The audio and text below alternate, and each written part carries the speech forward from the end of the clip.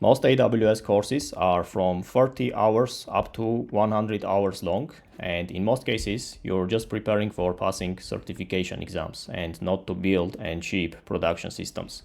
That's why I decided to cover the most essential AWS services that you need to know as a software engineer, because there are more than 200 services, but in fact, you don't need to know about all of these. You only need to know about 10% of these services. And these are that exact services that I normally use when designing and shipping systems on production. So these are all the services that you need to know about to be able to build and ship systems on AWS. Let's start from the client where the user types the domain to access the web app, for example. This is where we do the DNS lookup, and we need the Route 53 DNS service from AWS in this case to register the A record for pointing your domain to a CloudFront instance in case it's a front-end app, or as we'll see also for gateway, API gateway, or application load balancer in case we're accessing your backend services. But first, let's start from user-facing part, which is, let's say, a React app. We return the IP address to the client, where that IP points to a CloudFront instance. So then the client makes a request for fetching the static assets, in this case from CloudFront, which is a pool-based CDN that delivers content with low latency. So the way pool-based CDN works is when you push all your static files to cold storage, let's say S3 storage in AWS. This is where we will have all of our static files like HTML, CSS, JS, images, videos, and so on. All of this will be pulled into the CDN, which is CloudFront in this case. So that first of all, it applies the built-in data compression, and it also has regional caching to serve the static files where the user is closest in the region. Attached to this CloudFront, we need to have some security services from AWS. One of them is Web Application Firewall. This prevents us from SQL injections, rate limiting, and so on. Another one is Shield for DDoS attack protection, and also Certificate Manager from the Amazon, which works for the SSL and TLS certificate management. The Web Application Firewall and Shield are sitting in front of your CloudFront, filtering the malicious requests and also DDoS attempts. And one question that is common among Web Application Firewall and what's the difference between that and API rate limiting. So you have your API gateway for that, for having also limits for the API, but then we are also using Web Application Firewall, which also uses rate limiting.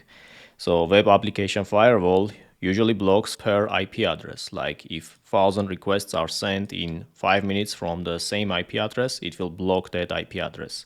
Whereas in case of API gateway, this is the logic you have in your API. For example, same API key is allowed maximum 100 requests per minute, or same API endpoint is allowed X requests per minute, and so on.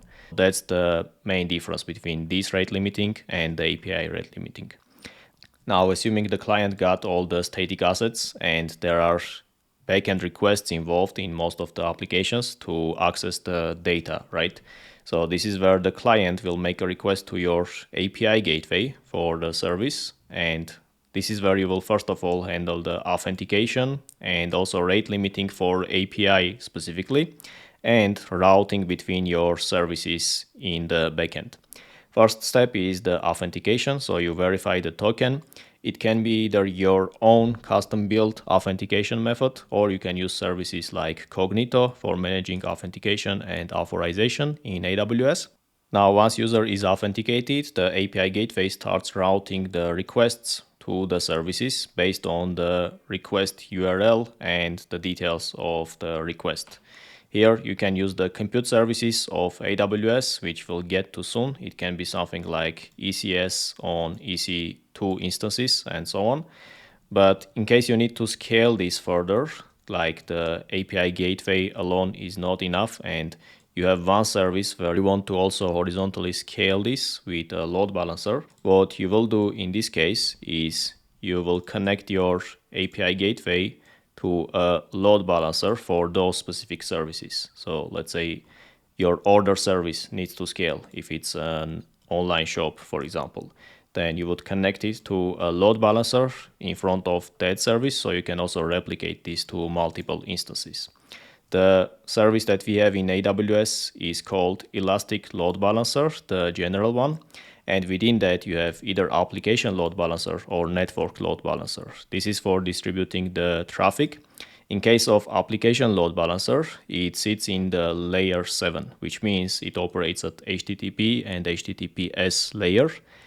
And it can route the requests based on URL. For example, if it's /API/orders, you can route it to order service in the backend.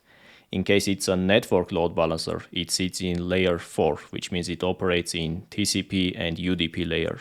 What this means is if you have, for example, a gaming server where 5 people are playing in a multiplayer, what you will do here is you will route them based on the IP address so that it's faster for them to see the interaction together.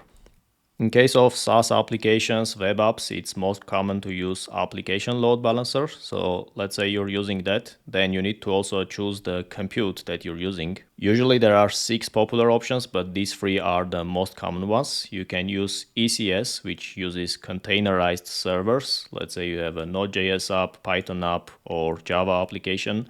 You containerize it with ECS. But then you need the server as well to host this on. That's where you also need EC2, which is the service from AWS that provides you with the service. So you can host this on EC2 and run it that way. Another popular option is ECS in combination with Fargate. The pros of this is that it comes with auto-scaling. So AWS handles the auto-scaling of your ECS instances, with an obvious downside that, of course, it costs more than you owning your servers and scaling them without auto-scaling. And the other option is EKS, which is Elastic Kubernetes Service. So in case the services are using Kubernetes, then this is the standard that you will choose in AWS. Now, assuming you're using ECS as an example, you may need some operations that you can do also asynchronously. Let's say it's order processing or uploading files, for example. You can use message queues in this case to delegate and decouple the services. So you can push these, let's say, order processing details into a message queue like SQS, and this acts as a message queue with one-to-one relationship, meaning the message gets consumed from the other side and it also gets deleted once it is consumed. And the other option is SNS, which is more of a pub subsystem where you can have one-to-many relationships. Now, in this case, it doesn't mean you can only use one-to-one, but that's the most common approach. And in case it's SNS, this is the more common approach where you have one queue that gathers all the data and then it publishes to multiple consumers. For example, you can have multiple SQS services here where you publish these messages, and then you pull it from the other side. A good service here that you can use for AWS is Lambda functions because they are generally cheap. The main downside is that they have cold start time. When you invoke them for the first time, there is a time limit you need to wait once it spins up. But in case this is an async operation, then you most likely can afford that to have the cheaper service, and it also is infinitely scalable. You don't need to worry about scaling lambdas at all. It can consume as many messages as many you can produce to the SQS queue. Apart from the queues, you also need a database, of course, to store the data in the backend. So popular options here, if you're using SQL database, you can go with RDS, which is a managed SQL database where you can use PostgreSQL, MySQL, and any other SQL type database. You own the instance in this case, which also means you need to be responsible for the scaling of the database. In case you're using NoSQL database, DocumentDB is one of the options here, where you can, for example, have MongoDB compatible. It's not real MongoDB, but most of the syntax and things are similar. Apart from this, there are also native options from AWS, like the Aurora service, where it's a built-in SQL database. The pros in this case is that you get the multi-availability zone by default. It auto-scales the storage. It is compatible with PostgreSQL and MySQL syntax. Of course, the obvious downside here is that, again, you have to pay more for these type of services than managing everything on your own. And in case you need a NoSQL with auto-scaling from AWS, that is the DynamoDB. This is again coming with multi-availability zone by default. It auto-scales the storage, and it even gives you guaranteed single-digit latency for the read and write operations. Another popular thing that you will need in your backend service is feature flags, because sometimes you release features and you need to put them behind the feature flag so that it gets controlled or rolled back in case there are errors with this that are being reported by users or you're catching them in your logging system. For that, we have app-config. This is where you will set up the feature flags. For instance, you just released a revamped dashboard of your front-end application. You can have something like show revamped dashboard, and it's just a true or false value, like a boolean.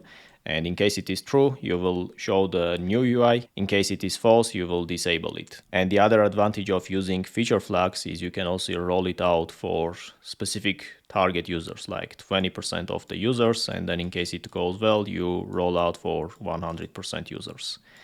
Another service you will need with your backend service is Secrets Manager. This is for storing all your env variables in the code, like API keys, the secrets that you have in your server. This is what that service is for. You store all the secrets in the Secrets Manager in AWS.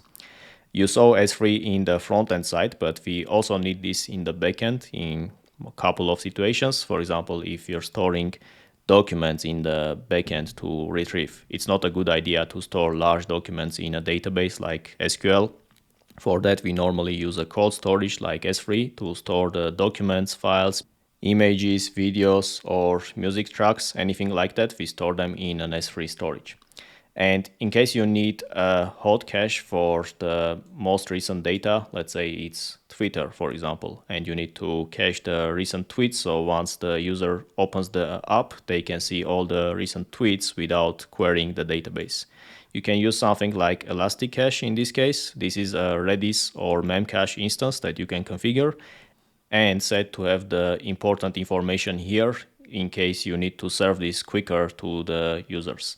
And another option you have here is MemoryDB. So in case the Elastic Cache instance goes down, you will lose all of your information you stored there.